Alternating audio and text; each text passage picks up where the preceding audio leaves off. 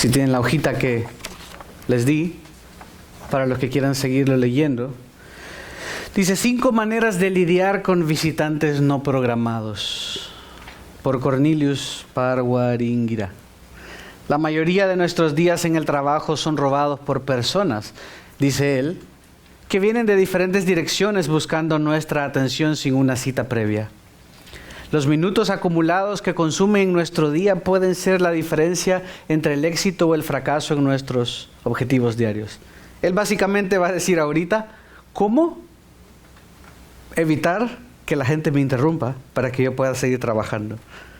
Las 5 palabras peligrosas que pueden robarnos el tiempo en un día ajetreado son: ¿puedo tener un minuto?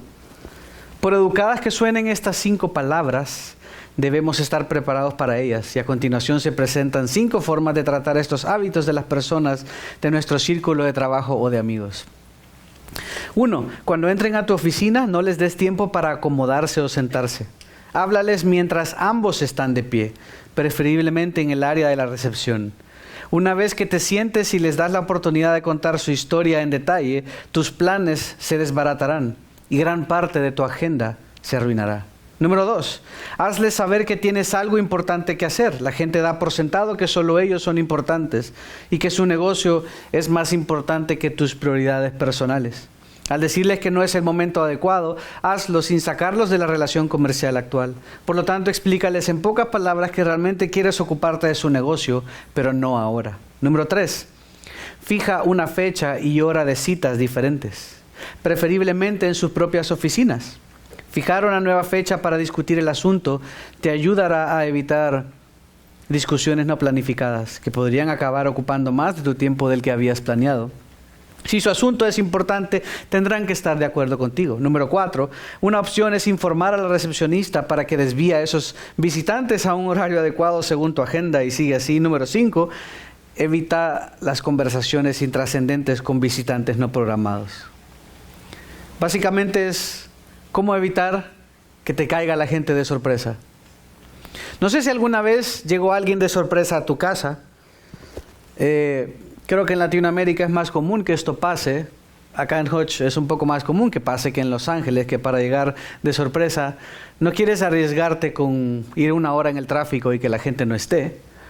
Pero de todas maneras, hay algunos que si llega alguien y tú no le esperabas, sale corriendo porque están en pijamas y se ponen algo rápido, o salen corriendo y ven por la ventana, ¡es tal persona! No, hagámonos los muertos, dile que no estoy y tal. ¿Qué pasaría si hay mucha gente en un lugar? Tengo el lugar en mente, pero ustedes solo imagínense la situación. Hay mucha gente en un lugar y no te dejan entrar porque está full o porque no tienes el permiso para entrar, pero tú quieres estar ahí para hablar con esta persona. Y ves la casa de color blanco y tú tienes que entrar. Y sabes que tienes que entrar porque necesitas que esta persona te escuche. Y tú te saltas el borde. Hay unos perros un poco enojados y los esquivas. Llevas treats para perros y se los das. Y burlas la seguridad. Y de repente comienzas a taladrar el techo. Pero resulta que esta no es una casa normal, es la Casa Blanca. Y ahí está el presidente de los Estados Unidos. Creo que es un chiste pensar que siquiera estarías vivo. Creo que fácilmente acabarías en la cárcel o muerto. ¿Qué pasa si ahora estás tratando de ver a otra persona muy importante y sientes que tú tienes que estar con esta persona y llegas y tratas de nuevo de ir atrás de la seguridad y llegas y no logras entrar donde está porque está demasiado lleno, pero te subes al techo y comienzas a quitar adornos costosísimos, techos pintados por Miguel Ángel y escultores famosos? Estás en el Vaticano queriendo ver al Papa. Creo que tampoco vivirías. Te agarran preso como mínimo, pero pensarían seguro que estás loco. No siempre nos gustan los visitantes no programados. No siempre nos sentimos cómodos. Jesús recibió una sorpresa de este tipo. Y es interesante que a medida vayamos viendo en la historia, no es como se suele pintar esta historia. El Señor que salva y sana es el título de hoy. El Señor que salva y sana. Y vamos a ver la curación de un paralítico. Y suena fácil, y porque nosotros estamos acostumbrados y conocemos la historia, nos suena fácil repetirlo simplemente, pero hay mucho en los detalles que podemos descubrir. Miren conmigo el versículo 1. Y vamos a ver tres cosas. Uno, lo tienen ahí en el bosquejo, la acción milagrosa de Jesús, versículos 1 al 5. 2, la duda celosa de los escribas, versículos 6 y 7. Y 3, la respuesta milagrosa de Jesús. Esto de hecho comienza una serie de 5 historias que básicamente la trama va a ser la misma. Jesús hace algo sorprendente, una acción milagrosa, las autoridades religiosas están ahí para cuestionarle y Jesús responde a continuación con algo que básicamente les deja atónitos. Jesús estaba preparando a todo mundo para lo que iba a hacer. Jesús había venido, vimos esto, que su prioridad era predicar. Miren conmigo versículo 35. Bueno, desde el 15, dice, después de que Juan había sido encarcelado, Marcos 1, 14, predicando el Evangelio de Dios, el tiempo se ha cumplido, decía, y el reino de Dios se ha acercado. Arrepiéntanse y crean en el Evangelio. Este es el mensaje que Jesús había venido a predicar. Y había estado en Galilea porque primero estuvo en Capernaum. Si se acuerdan, Capernaum está al norte del mar de Galilea. Galilea era toda la región que está al oeste del mar de Galilea. Y Capernaum estaba al noreste del mar de Galilea. Primero estaba en Capernaum, pero si recuerdan, las multitudes se comenzaron a agolpar para hablar con Jesús, porque querían tocarle, porque querían ser sanos. Estaba todavía ahí, pero luego él sana a la suegra de Simón, versículo 30. Versículo 34, y sanó a muchos que estaban enfermos de diversas enfermedades, expulsó muchos demonios y no dejaron hablar a los demonios no dejaba hablar a los demonios porque ellos sabían quién era él. Levantándose muy de mañana, versículo 35, y cuando todavía estaba oscuro, Jesús salió y fue a un lugar solitario y oraba. ¿Recuerdan esto? Preparándose para la misión. Pero dice que la gente se agolpaba a su puerta. Estaba en Capernaum, que era una aldea bien, era un pueblo, una ciudad de muy buenos recursos económicos. Ahí no habían chozas, no eran pescadores como pensamos nosotros. Pero ¿qué dice Jesús en el versículo 38? Le respondió, vamos a otro lugar, a los pueblos vecinos. ¿Cuáles eran los pueblos vecinos? Todos los que estaban alrededor del mar de Galilea. Galilea era es un área bastante extensa. ¿Por qué? Para que yo también predique ahí, porque para eso he venido. Jesús dice, ya ni siquiera puedo predicar.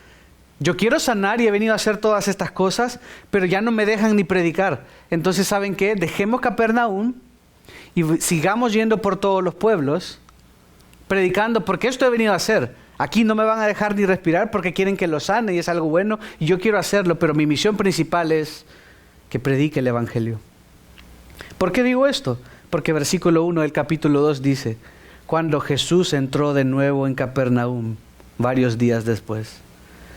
Estaba en Capernaum, sintió que ya no podía porque la multitud se agolpaba a la puerta. Dice, ¿se acuerdan que leímos que toda la ciudad estaba a la puerta? ¿Cómo puedes hacer así? Y todo con necesidad.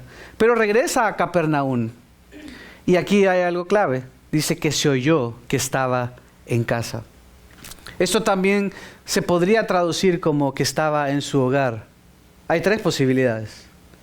O Jesús se mudó tiempo atrás de Nazaret, que estaba al sur de Galilea, Nazaret, mar de Galilea, Capernaum, al norte del mar de Galilea,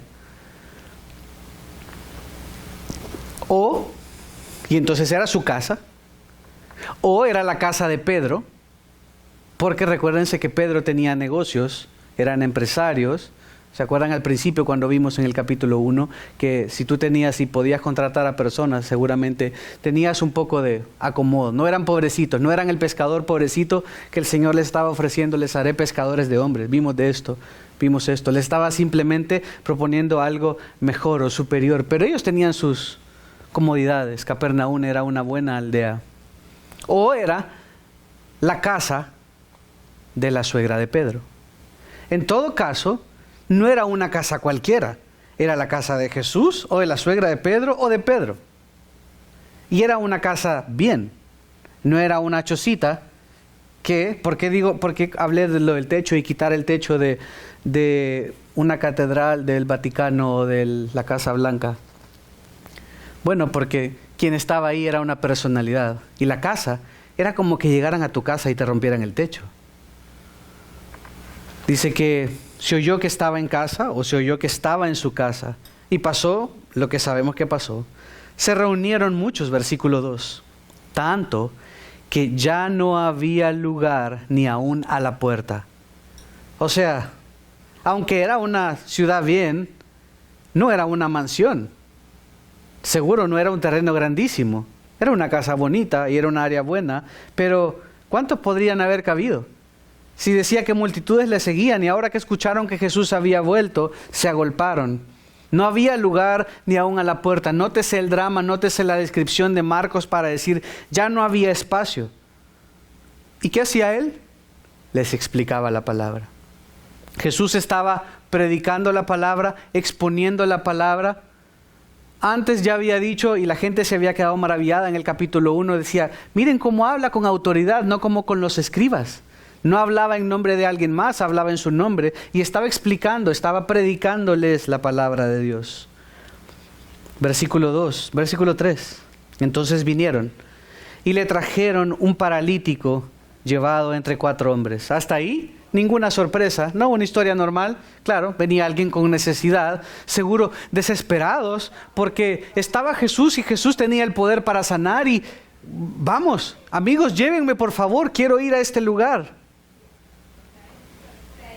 Versículo 4, como no pudieron acercarse a Jesús a causa de la multitud, ¿por qué? Porque había muchísima gente, porque la casa ya estaba llena. Estaban apretados, unos en el suelo, tal vez, parados, qué sé yo, pero no se podía llegar a la puerta. Y 4 hombres con una camilla, ¿cómo iban a entrar? No era una campaña de milagros que estaban ahí en una tienda y todos pasen aquí los enfermos y pasan a la tarima y con música especial y el piano y el teclado. No. Jesús estaba predicando. Como no pudieron acercarse a Jesús a causa de la multitud, levantaron el techo encima de donde él estaba. Ok. Pero hay algo para entender cómo eran los techos en la antigüedad. Y una casa de esa zona al menos, hubieran puesto las paredes y encima de las paredes, similar a cómo se ponen los 2x4 en un techo, irían cruzando la pared para reposarse en las paredes. Tienes un lado, pero hay hoyo, ¿no? Entonces, para formar la cruz y terminar de sellar el techo, se ponía con ramas que cruzaban esas pilares hasta cerrarlo. Ramas, paja y cualquier cosa que se encontraba, iba amarrado para que fuera bien sellado. Después de eso, se ponía por lo menos un pie del lodo. Lodo, barro, si se cocina al sol, ustedes saben que eso se endura. Básicamente era como un cemento o como la masa del drywall. Eso es lo que usaban, ponían el lodo encima y lo apelmazaban bastante para que con el sol eso se endurara y básicamente se hacía un segundo nivel. La manera de accesar al techo era por afuera. Tú salías de la casa, estaban las gradas, subías las gradas y la terraza era utilizable. Era como un deck o una terraza hoy en día. Y la gente cuando estaba caliente adentro de la casa, lo que solía hacer, acuérdense, Medio Oriente, subía a la terraza. Así que tenían el equivalente a algunas hamacas, sillas, mesitas, o se sentaban en el piso, como también sabemos. Pero se usaba ese techo, era caminable, era duro, se convertía como un piso de cemento de hoy en día. La gente pues tenía sus tiempos de comida arriba, recibía a menudo a los visitantes arriba también. Pero aquí dice que no estaban arriba, estaban abajo, adentro. Pero ¿por qué les explico todo esto? Un pie de lodo endurado. Esto no es como uno piensa que, a ver, vamos a quitar la teja. Solo es de quitar una teja, ahí arráncale y quitamos varias para que quepa el hombre. O sea, esos hombres tuvieron que llevar algo para picar ese piso. Y comenzaron, imagínate, estamos aquí de repente, ¡pam! ¡pam! Y comienza a caer ramitas, y comienza a caer polvito. Y no era tu casa, era la casa de alguien más. O sea, ¿estás destruyéndole la casa a Jesús o a Pedro o a la suegra de Pedro? Pero estos hombres estaban tan desesperados. Estos hombres estaban tan necesitados que no les importó. Y comienzan y con un cincel o con lo que sea, comienzan mientras tienen al tipo ahí a romper, ¡pam! ¡pam! Romper. Y Jesús está predicando y asumo que se paraban y Jesús seguía predicando. Habrán tardado un su rato pegándole a eso para hacer el agujero. No estamos hablando de 30 personas que estaban afuera. Con 30 personas seguro hubieran hecho espacio. Pero esos hombres tuvieron fe. Estuvieron dispuestos a quebrar la propiedad privada, una casa buena. Y dice, levantaron el techo encima de donde él estaba. Y cuando habían hecho una abertura, bajaron la camilla en que estaba acostado el paralítico. O sea, era grande. Por más pequeña que puede ser una persona, era un gran hoyo. Tuvieron que haber hecho un gran hoyo.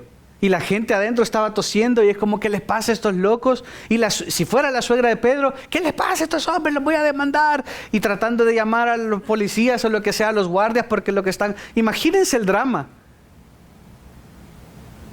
No fueron 5 minutos. No fue el quitar 8 tejas. Ellos persistieron.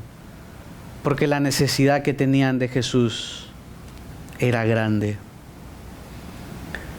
Cuando habían hecho una abertura, bajaron la camilla en que estaba acostado el paralítico. Versículo 5. Viendo Jesús la fe de ellos. Nótese. Viendo Jesús, y no dice la fe del paralítico, la fe de los 5. Viendo Jesús, no importando que destruyeron el techo, no importando nada. Viendo Jesús la fe de ellos. ¿Por qué es esto importante? Miren Isaías 11. Isaías capítulo 11. Lo hemos visto antes, pero es importante que lo recordemos porque Jesús está hablando acerca de su divinidad. Jesús está predicando con su boca, pero también está mostrando cómo Él es el Mesías con todo lo que está haciendo. Y esta es un texto emocionante por lo que sucede, emocionante por lo que Jesús revela acerca de sí mismo. Entonces un retoño brotará del tronco de Isaí, versículo 1. Un vástago dará fruto de sus raíces y reposará sobre él el Espíritu del Señor. Estaba hablando del Mesías. El Espíritu del Señor iba a reposar sobre el Mesías porque el Mesías debía operar con el Espíritu Santo guiándole. Reposará sobre el Espíritu del Señor, espíritu de sabiduría e inteligencia. Recuerden Filipenses 2, el Señor se autolimitó. No se refiere necesariamente o completamente a eso, pero también que añadió su humanidad.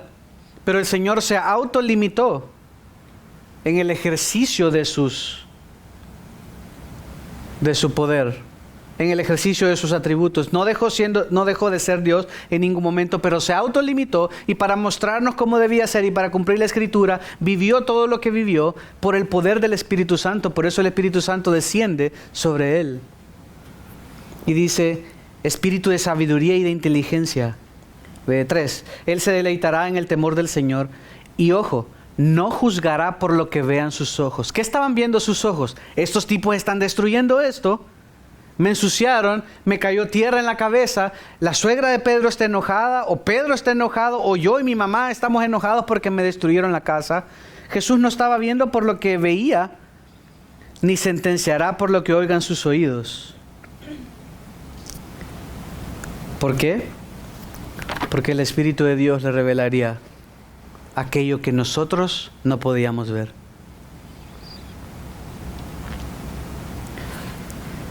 Por eso dice, viendo Jesús la fe de ellos. Estaba diciendo, yo soy el Mesías, yo soy el Hijo de Dios. Y como está a punto de decir, yo soy el Hijo del Hombre, que era un título mesiánico también. Viendo Jesús la fe de ellos, dijo al paralítico, Hijo, tus pecados te son perdonados. ¿Cómo alguien dice esto? El judaísmo sabía que solo Dios puede perdonar pecados. Isaías 43, 25. Lo busco rápido, 43, 25. Yo soy el que borro tus transgresiones por amor a mí mismo, y no recordaré tus pecados. Pero según la tradición judía, no según la Biblia, según el judaísmo, el Mesías iba a venir, pero no necesariamente iba a ser Dios. Por eso es que batallan con entender. No habían entendido, no habían visto y no recordaban el siervo sufriente de Isaías 53, que dice que el molido fue por nuestros pecados. Para ellos, incluso si este hombre era un profeta o el Mesías, no podía perdonar pecados. Pero Jesús deja atónitos a todos porque dice, veo que hay fe en ustedes 4, Hijo, tus pecados te son perdonados. Y eso es algo especial. ¿Cómo dice? Antes incluso de decirle que sus pecados son perdonados. ¿Qué palabra dice? ¿Cómo se refiere a él? Hijo. Hijo. El Señor había visto la fe salvífica que estaba en él. En ese momento le estaba adoptando y le dice, hijo, hijo. No le dice tú, hombre. Se refiere a él como hijo. ¿Qué más? Tus pecados te son perdonados. El perdón dice, como dijo un comentarista, no eres culpable. Tu culpa es quitada. Por lo tanto, eres libre para irte en paz. Y eso fue lo que dijo, ve y vete en paz. Eres libre, estás absuelto, estás perdonado, no hay ninguna culpa. Pero ¿qué dice la adopción? Eres libre para quedarte conmigo para siempre. Es por eso que la adopción es tan hermosa. Eres libre para quedarte conmigo para siempre. Y el Señor le estaba adoptando como hijo al ver su fe, al ver lo que habían pecado, al ver que sabían que el Señor, si Él quería, les podía sanar. Ellos no solo estaban creyendo que Él lo podía hacer, ellos vieron más allá y el Espíritu les había convencido de pecado y les había convencido de que este era el Mesías, de que este hombre era capaz de hacer lo que iba a hacer. Y este hombre quebrantado después de muchos años de no poder caminar, tal vez toda una vida, ¿no lo dice la historia?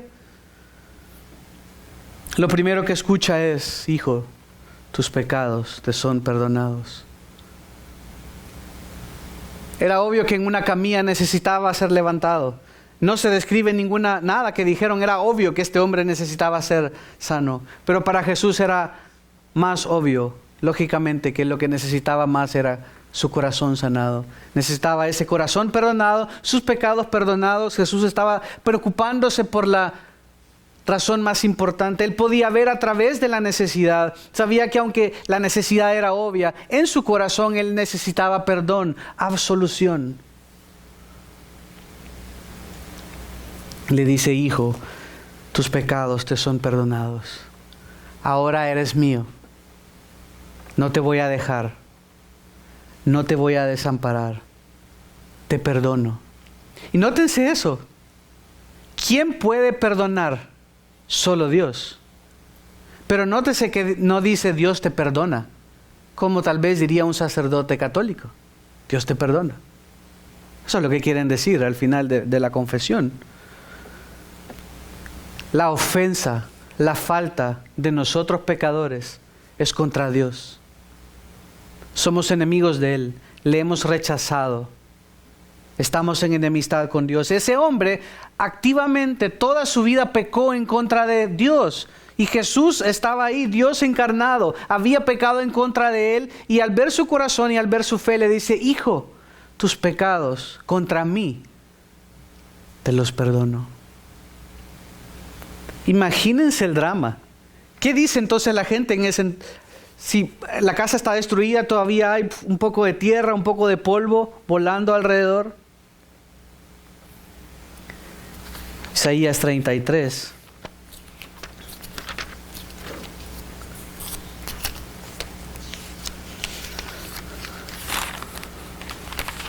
Versículos 22 y 23. Dice: porque el Señor es nuestro juez, el Señor es nuestro legislador, el Señor es nuestro Rey, Él nos salvará. La salvación vendría a través de Él, Él lo había dicho, y Jesús estaba trayendo salvación. Y miren lo que dice interesantemente después: se han aflojado tus cuerdas, no puedes sostener firme el mástil ni entesar la vela. Entonces será repartida la presa de un abundante botín, los cojos se llevarán los despojos. Aunque este hombre no necesariamente dice que era cojo, sino que era paralítico, pero era bastante similar. Había profecías mesiánicas de que el Señor traería a través de su Mesías salvación y sanación a través al cojo. Miren, capítulo 35, versículos 4 al 6, dice: digan a los de corazón tímido, esfuércense, no teman, pues su Dios viene con venganza. La retribución vendrá de Dios mismo, y de nuevo, mas Él los salvará. Entonces se abrirán los ojos de los ciegos, los oídos de los sordos se destaparán. El cojo saltará como un ciervo. El Mesías había venido, estaba trayendo salvación y estaba trayendo sanación. Pero miremos ahora la duda celosa de los escribas. Y hay algo interesante. Vemos que la mayor parte de las personas, tal vez para caber mejor, estaban de pie. Dice que se amotinaban, estaban agolpados a la puerta. Pero miren cómo estaban los escribas. Versículo 6. Pero estaban allí sentados algunos de los escribas. Nadie dice que estaba sentado. ¿Quiénes? Solo los escribas. Los que eran las autoridades religiosas. Lo que la gente había dicho, que lo que Jesús traía a diferencia de los escribas era algo nuevo, bueno, fresco. Pero estaban sentados, quiere decir, si tú estás sentado en una casa, estás en una posición de privilegio. Y no había nadie sentado, no era un auditorio, era una casa. Pero los escribas sí estaban sentados. Seguro llegaron primero para echarse el chambre de primera instancia, llevaron para tomar nota, a ver qué hacía este hombre, a ver si es cierto. Estaban ahí sentados algunos de los escribas, los cuales pensaban, ¿a dónde? En sus corazones. O sea, no lo estaban diciendo audiblemente. ¿Por qué habla este así? ¿Por qué habla este así? Está blasfemando. ¿Quién puede perdonar pecados sino solo Dios? Juan capítulo 10, versículo 33, para que entendamos un poco a los escribas. Juan 10, 33 dice: los judíos le contestaron: no te apedreamos por ninguna obra buena, sino por blasfemia, y porque tú, siendo hombre, te haces Dios. Era una absoluta blasfemia si tú, siendo hombre, te haces Dios, o dices ser Dios. Y por eso dicen: ¿quién puede perdonar pecados? Solo Dios. Y aquí está este tipo que sí hemos visto que hace milagros, pero ahora resulta que está perdonando pecados. Este seguramente es blasfemo. Y al final fue por esa blasfemia que lo terminaron matando. Pero había la posibilidad, como lo fue, que los escribas estuvieran equivocados. Y que Él sí fuera Dios. Y que entonces, al no reconocerlo como tal, fueran ellos los blasfemos. Nótese la atención. Están diciendo: este hombre es blasfemo, porque solo Dios puede perdonar pecados. Pero si este hombre es Dios y está cumpliendo las profecías del Antiguo Testamento, entonces el blasfemo eres tú, escriba, que eres el mero mero de la ley, era el mero mero religioso, el que debería ir guiando al pueblo en cómo haces, y no estás reconociendo a Jesús. Versículo 7. Sí, perdón, lo leímos ya. ¿Quién puede perdonar pecados si no solo Dios? Y se quedan ahí, pero nótese que dice que en su corazón. ¿Cuál fue la respuesta de Jesús? ¿A cuál pregunta? Ninguna, porque nadie hizo. ¿A algún comentario? No, nadie hizo ningún comentario. ¿Cuál fue la respuesta milagrosa de Jesús? Versículo 8. Al instante Jesús, conociendo en su espíritu que pensaban de esa manera dentro de sí mismos. Isaías 11, lo leímos. Él discernía, tal vez ellos estaban con una sonrisa o como sobrios, como sí, gloria a Dios por lo que acaba de pasar. Que no había pasado nada todavía visiblemente. Solo dijo, hijo, tus pecados te son perdonados.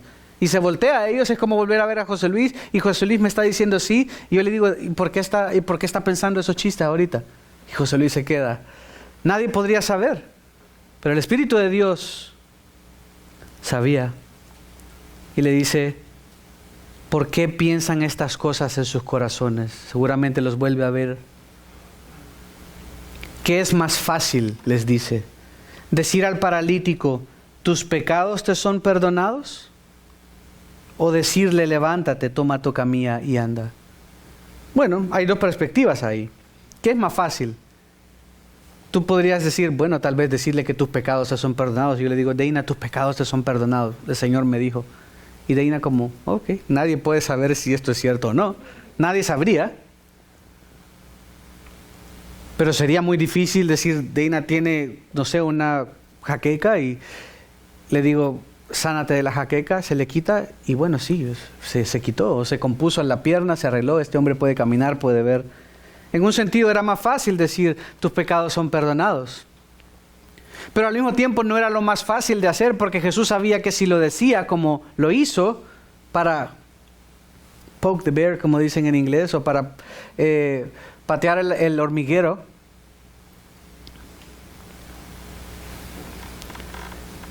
lo más difícil era hacer lo que hizo. ¿Por qué? Porque Él estaba diciendo que era Dios. Él sabía perfectamente lo que estaba diciendo. Él sabía que los otros se iban a crispar. Los pelitos de la espalda toditos se le iban a parar. Porque estaban asustados. Porque, wow, ahí sí ya te pasaste. Estás diciendo que eres Dios. No era lo más fácil de decir en ese sentido. Porque llevaría crítica, llevaría persecución. Pero Él estaba anunciando que Él era el Cristo. ¿Se acuerdan que les decía a los endemoniados, no digan nada? ¿Se acuerdan que le dijo al leproso la semana pasada que estudiamos, no cuentes nada a nadie? Y este hombre fue y contó, porque Él en su tiempo, Él iba a ir revelando. Y Él estaba revelando que Él podía perdonar pecados. ¿Qué es más fácil? ¿Tus pecados te son perdonados? O decirle, levanta tu camilla y anda. Y hasta ahí los tipos viéndole, como ¿qué va a hacer? Y siempre me sorprende el versículo 10, dice, pues, para que sepan que el Hijo del Hombre tiene autoridad en la tierra para perdonar pecados, dijo al paralítico. Tal vez ustedes piensan que es más fácil eso y por eso lo dije, para alardear que yo soy Dios. Pues para que sepan que sí soy Dios y que sí puedo perdonar pecados, se da vuelta al paralítico y le dice, a ti te digo, levántate, toma tu camilla y vete a tu casa. Y él se levantó, tomando al instante la camilla, salió a la vista de todos. Seguramente le conocían. Tomando al instante la camilla. No tembloroso como un venadito que acaba de nacer y está temblando. No como esas campañas supuestamente de milagros que la gente a ver si se puede parar y está temblando porque es que tenía tanto tiempo. Esos no son milagros verdaderos. Lo que Dios hace lo hace completo. Dice que este hombre se paró al instante y tan fuerte estaba el hombre que tomó él mismo su camilla. Necesitó de 4 amigos para venir. Ahora estaba solo con la camilla. Los otros estaban arriba. Quizás ya los habían apresado por lo que hicieron, no sé. Poniéndole un poco de drama a la historia. Pero este hombre, al instante, se pone de pie, toma la camilla Salió a la vista de todos, de manera que todos estaban asombrados. Pero hay algo ahí, versículo 10. Para que sepan que el Hijo del Hombre tiene autoridad. Es primera vez en la vida de Jesús que Él revela este nombre. Y este no era un nombre cualquiera. Jesús no estaba siendo humilde. Jesús no estaba tratando de llevársela tranquilo, y no quiero decirles de un solo que soy el Hijo de Dios, porque miren, Marcos 1:1 dice, principio del Evangelio de Jesucristo, el Mesías, Hijo de Dios. Marcos lo había dicho, Él es el Hijo de Dios. Y ahora Jesús dice, pudiendo haber dicho soy el Hijo de Dios, no dice soy el Hijo de Dios, dice el Hijo del Hombre tiene autoridad para perdonar pecados. ¿Por qué? Daniel 7. Daniel 7.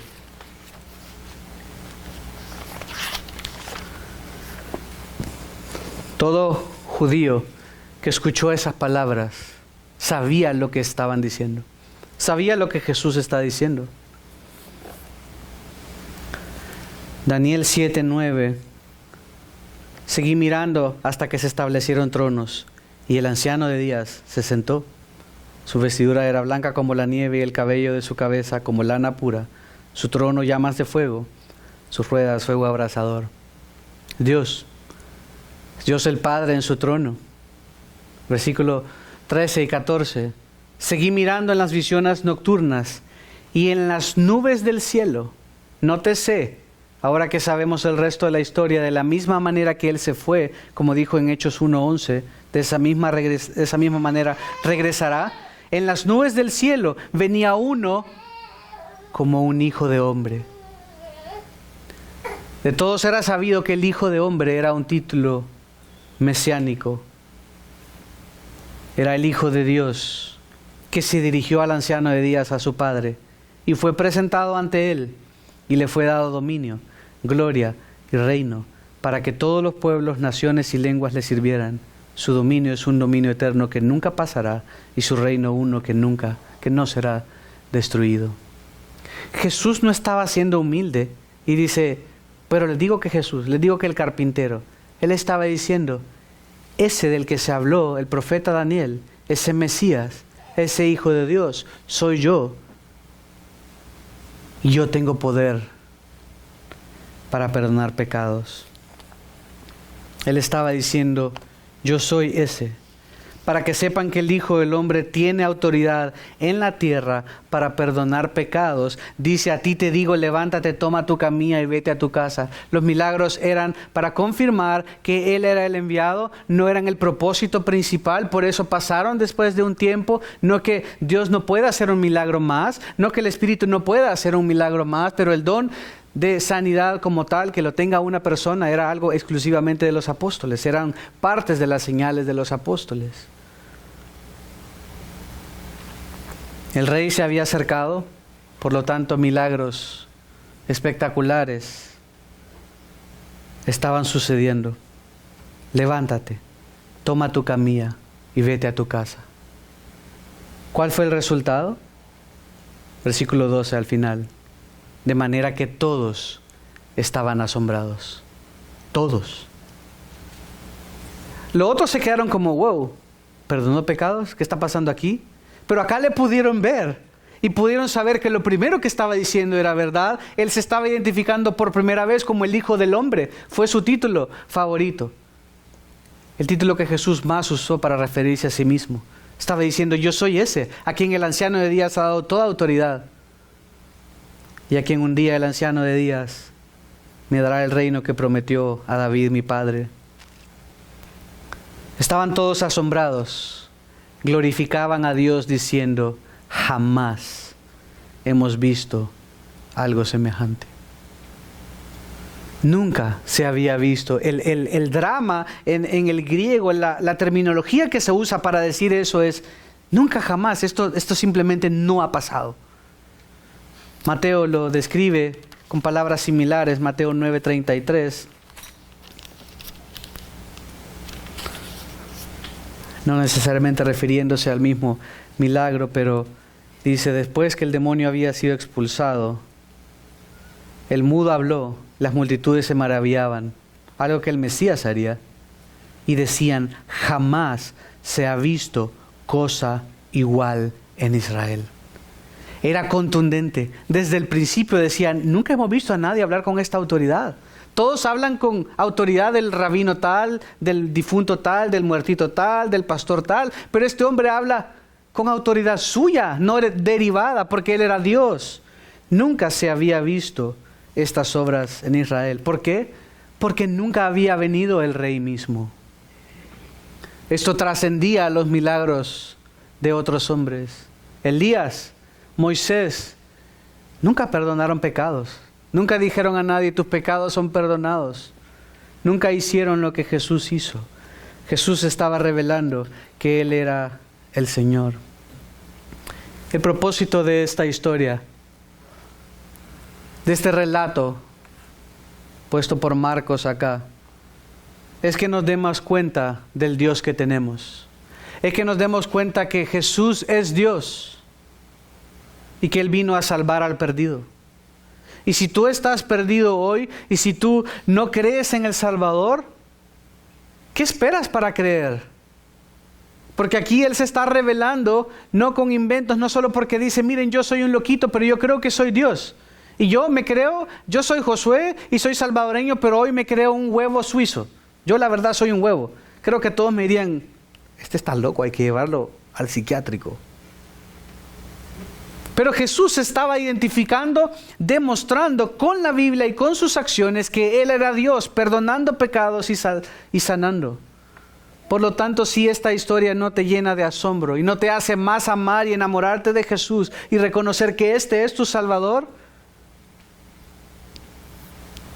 debes releerlo y leerlo para que te maravilles, para que te sorprendas. Este es tu Señor.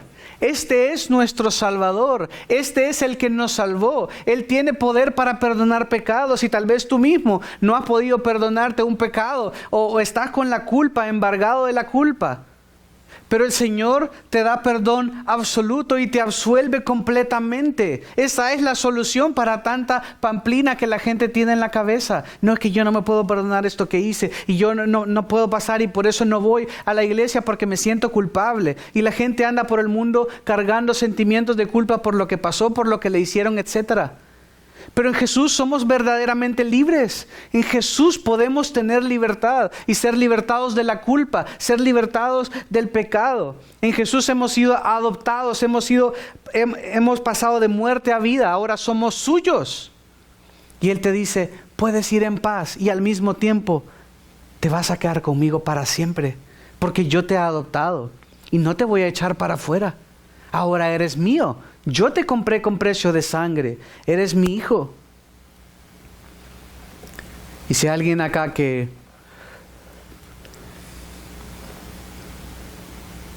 está aquí y ha sido incrédulo como los escribas, que estás viendo lo que Dios dijo, estás viendo a Jesús y cómo se reveló, pero sigues sin creer.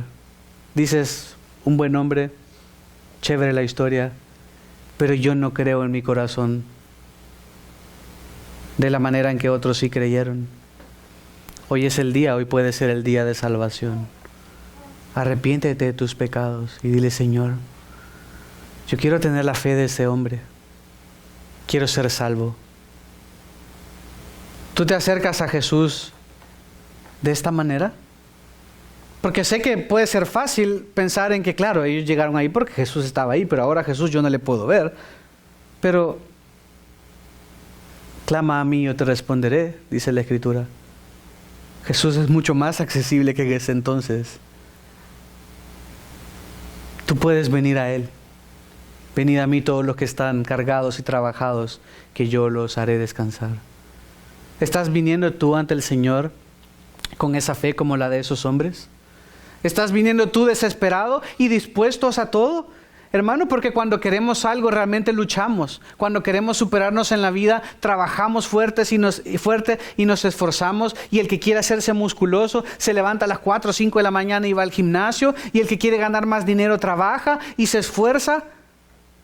Pero no siempre vemos la misma fe y el mismo esfuerzo para seguir al Señor. No es falta de esfuerzo. no es falta de oportunidades, es falta de esfuerzo. Es que simplemente tú amas más tu trabajo que a Dios. Es que simplemente tú amas más tu profesión que a Dios. Es que tú simplemente amas más tu tiempo libre que a Dios. Es que no es falta de pasión. Es que quiero que el Señor encienda una pasión en mí. No es falta de pasión. Es falta del objetivo de tu pasión. Todos estamos por algo, apasionados por algo. Deportes, videojuegos, lo que sea. Todos amamos y seguimos algo. No andamos por la vida ahí como... No, todos le echamos ganas. Todos nos gusta comprar nuestras cosas o tener algo, o gastar en un hobby. Todos estamos gastando esfuerzo en algo. ¿Estás siguiendo realmente aquello que no te vas a llevar a la tumba?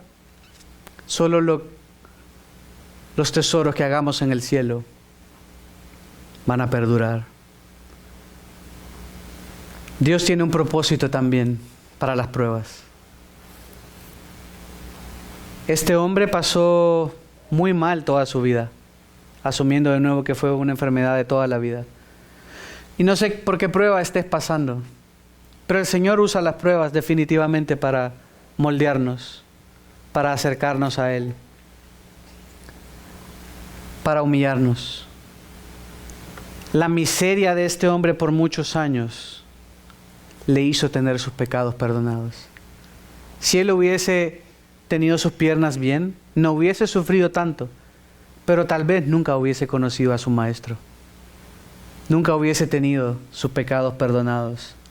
Así que no desperdicies tu tribulación, no desperdicies tu sufrimiento, no desperdicies tus pruebas, sino que el Señor se glorifique en cada uno de ellos. Finalmente, sé el amigo, trayendo ilustraciones o aplicaciones, sé el amigo que quisieras tener. Sé como esos 4 amigos que hicieron hasta algo que no era correcto, romper el techo de una persona. ¿Por qué?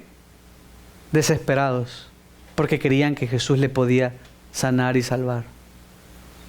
Sé ese amigo.